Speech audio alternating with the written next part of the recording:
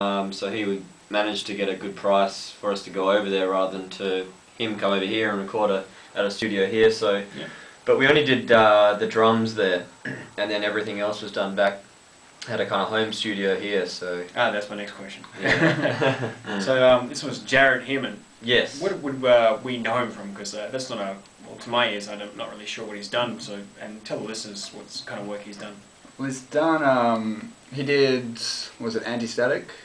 Yeah. Album? Yeah, he did Anti-Static, Pretty Heavyweight recent Champ. He's done a handful of Melbourne bands. He's worked on, you know, various things that nothing to do with metals, but he did some Andrew Lloyd Webber stuff and stuff for Australian Idol, all this sort of weird, bizarre stuff that you know, we wouldn't associate with metal producers. But he's certainly got a good range of skills, and he's been working for a while, and he's mixed a whole lot of live bands, and he's actually on the touring with a band from Melbourne called Mammal at the moment, who are coming over here in September as well, so you should check them out, they're really cool.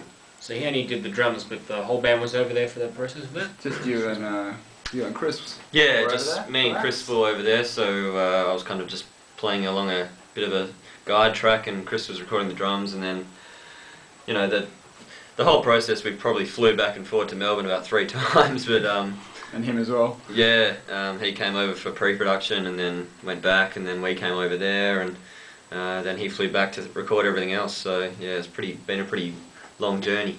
Excellent. So it's been a long journey from Ratio to Avalon. How has the band changed since then, songwriting and attitude-wise? Probably just progressed a lot more since then. I mean, on Ratio there was a lot of sort of hints of where we were going. Yeah. With a few of the tracks. And now we've just sort of got better at what we do, obviously, and we've just tried a lot of things, and as well as that, we just had Jared coming over in pre-production was quite a huge thing, because basically we sent him 10 tracks and he just ripped them apart and sort of remade them, or revamped them to some degree, and we sat down with him, and if we liked it, we kept it. If we didn't, we didn't.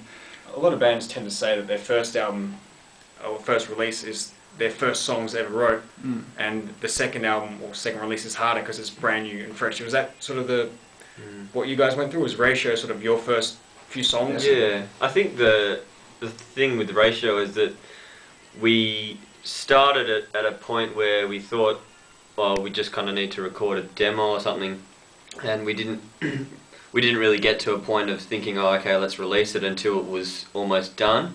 Whereas this one, from probably a year before it was even, any tracks were even laid down, and we knew we wanted to put an album together. So it's, I think, just the mindset of having to think through 10 new tracks that are going to be released on a record from day one before you've even written anything is a whole lot different.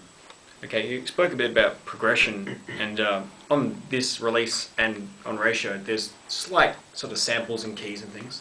Is that a direction you see continuing further, or is it just going to be sort of a little flavouring to the Chaos Divine sound? Probably more flavour, I'd say. Yeah, we don't actually have a keyboard player or anything, but we just sort of use those things to sort of beef it up in sections and make it more melodic, and then sort of try and play those leads on guitars and things like that, just to sort of make it sound more like the album, which is normally what we tend to do. Is just when you record, you get those sort of options that you never have when you play live. Just a little niche for the record, but not so much adding a keyboard player or something's probably not inside at the moment. But yeah, it's just kind of beef up the record a little bit. Yeah.